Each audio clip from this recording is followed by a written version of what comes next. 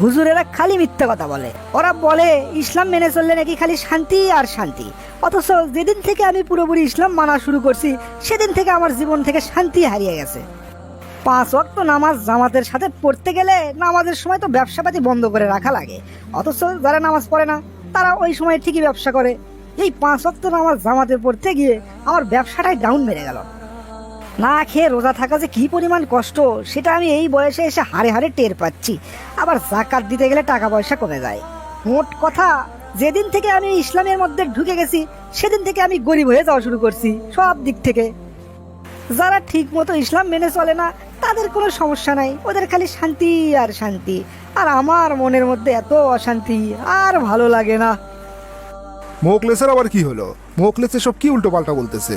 মাথাটা তা খারাপ হয়ে গেল নাকি? মোকলেস, ও মোকলেস, শোনো শোনো শোনো, এদিকে আসো।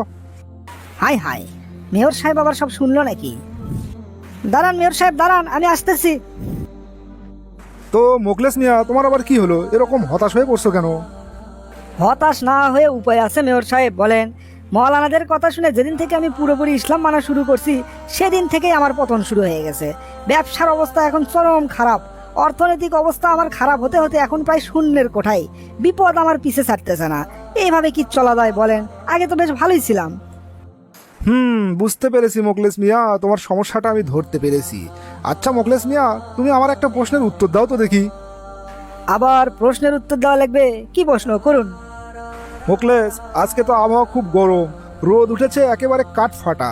তোমাকে যদি বলি এই রোদের মধ্যে একটানা 5 ঘন্টা তোমার এক জায়গায় দাঁড়িয়ে থাকতে হবে, তাহলে কি তুমি পারবা? মেয়র সাহেব, আপনি এসব কি বলছেন? এই কাঠফাটা রোদের মধ্যে 5 ঘন্টা এক জায়গায় দাঁড়িয়ে থাকা সম্ভব নাকি? তাছাড়া আমার আবার হট অ্যালার্জি আছে, রোদ্রের মধ্যে গেলে আমার গা চুলকায়। আর সেখানে আমি 5 ঘন্টা কিভাবে দাঁড়ায় থাকবো? এটা তো সম্ভব না। এখন যদি তোমাকে বলা হয় ওই 5 ঘন্টা রোদ্রে দাঁড়িয়ে থাকার বিনিময়ে তোমাকে অনেক বড় বড় পুরস্কার দেওয়া হবে, মনে করো তোমাকে কয়েকশো কোটি টাকা দেওয়া হবে, বাড়ি দেওয়া হবে, গাড়ি দেওয়া হবে, ধন দৌলত জমি জমা, তোমার শাক সবজি থেকে শুরু করে পশু পাখি যা যা লাগে তোমার জীবনে সব কিছু তোমাকে দেওয়া হবে। সারা জীবন পায়ের ওপর পা তুলে বসে বসে খাওয়া, তাও সেই সম্পত্তি শেষ হবে না। তাহলে কি তুমি 5 ঘন্টা রোদ্রে দাঁড়িয়ে থাকতে পারবা? হ্যাঁ হ্যাঁ হ্যাঁ, পারবো না কেন? অবশ্যই পারবো। এগুলো যদি আমাকে দেন তাহলে 5 ঘন্টা কেন, 10 ঘন্টা, এমনকি পুরো একদিন যদি আমাকে রোদ্রে দাঁড়িয়ে থাকতে বলেন আমি সেটাও পারবো। এই তো কেবল তুমি লাইনে এসেছো। এখন আমি তোমাকে যা যা বলি একটু মনোযোগ দিয়ে শোনো তো মোকলেস মিয়া। মহান রাব্বুল আলামিন আমাদেরকে এই পৃথিবীতে পাঠিয়েছেন একটা পরীক্ষায় পাশ করার জন্য। এই যে তুমি এখন বেঁচে আছো, কতদিন বাঁচবা? বড়জোর 60, 70, 80, না হয় সর্বোচ্চ 90 বছরই বাঁচলা। তারপরে কি হবে? মৃত্যু হবে। তোমার আগে এই পৃথিবীতে আরো কোটি কোটি মানুষ এসেছে, তারা কি এখন পৃথিবীতে আছে? এমনকি তোমার পরেও অনেক মানুষ আসবে, তারাও এই পৃথিবীতে থাকবে না। তার মানে হলো এই দুনিয়ার জীবনটা ক্ষণস্থায়ী, আমাদের সবাইকে মরতে হবে। আর মৃত্যুর পরের জীবনটাই হচ্ছে আসল জীবন, যেই জীবনের কোনো শেষ নাই।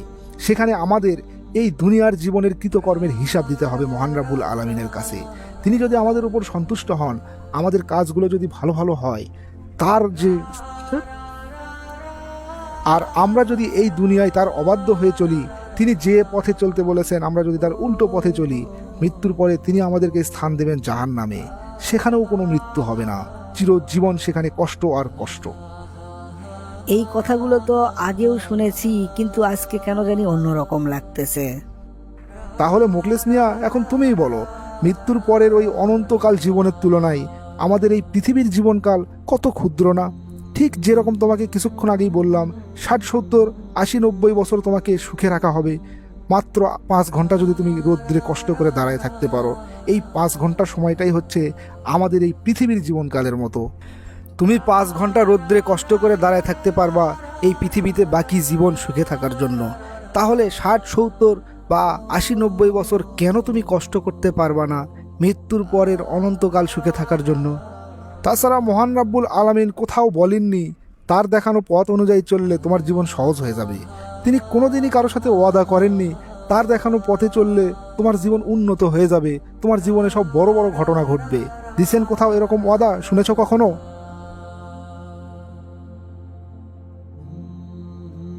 বরঞ্চ মহান রাব্বুল আলামিন বলেছেন মানুষকে তিনি অত্যন্ত শ্রম নির্ভর করে সৃষ্টি করেছেন।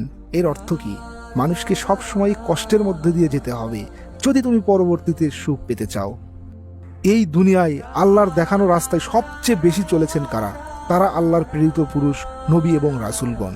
হযরত ইব্রাহিম আলাইসাল্লাম, হযরত ইউসুফ আলাইসাল্লাম, হযরত ইউনুস আলাইসাল্লাম, হযরত ঈসা আলাইসাল্লাম, হযরত মুহাম্মদ সাল্লাল্লাহু আলাইহি সাল্লাম, আরও সব নবীগণ। তাদের চেয়ে বেশি আল্লাহকে কেউ মান্য করেছেন? তাহলে তাদের জীবন কি আলিশানে পরিপূর্ণ ছিল? না, বরঞ্চ উল্টোটাই ছিল। হযরত ইব্রাহিম আলাইসাল্লামকে অগ্নিকুণ্ডে নিক্ষেপ করা হয়েছিল, হযরত ইউসুফ আলাইসাল্লামকে কুয়ায় নিক্ষেপ করা হয়েছিল, হযরত ঈসা আলাইসাল্লামকে শূলবিদ্ধ করা হয়েছিল। এমনকি আমাদের শেষ নবী হযরত মুহাম্মদ সাল্লাল্লাহু আলাইহি সাল্লামের উপরও অনেক অত্যাচার করা হয়েছিল। পাথরের আঘাতে তিনি জর্জরিত হয়েছেন। মেয়র সাহেব, এইভাবে তো কখনো আমি চিন্তা করে দেখিনি। চিন্তা না করলে কেমনে হবে পাগল? এই দুনিয়াটা হচ্ছে মুমিনদের জন্য জেলখানা স্বরূপ। তার মানে তুমি যদি আল্লাহর বিধান সঠিকভাবে মেনে চলো, তুমি অনেক কষ্টেই থাকবা, তোমার শান্তি কমই হবে। তবে হ্যাঁ, তুমি যদি আল্লাহর উপরে পূর্ণ বিশ্বাস রাখো, তুমি যদি এটা মনে করো এই দুনিয়াতে কষ্ট করলে পরকালে তুমি অনেক শান্তি পাবা, জান্নাতে তোমার স্থান হবে, তখন ইবাদত বন্দেগী তোমার কাছে সহজ হয়ে যাবে। তখন ওই কষ্টের মধ্যেও তুমি শান্তি খুঁজে পাবে, যেটা আল্লাহর মুমিন বান্দাগণ পেয়ে থাকেন। ঠিক আছে মেয়র সাহেব, ঠিক আছে। আজকে আমার সব ভুল ধারণা ভেঙে গেল। এখন থেকে আমি চেষ্টা করব আল্লাহর সব বিধিবিধান অক্ষরে অক্ষরে মেনে চলার জন্য, এতে আমার যত কষ্ট হয় হোক। কিন্তু আমি এতক্ষণ যে উল্টোপাল্টা কথা বলেছি, তার জন্য আল্লাহ কি আমাকে মাফ করবে?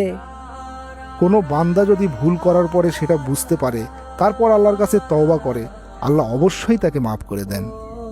আচ্ছা মেয়র সাহেব, এখন তাহলে আমি আসি। আমার জন্য আপনি বেশি বেশি দোয়া করবেন, আল্লাহ যেন আমাকে মাফ করে দেন।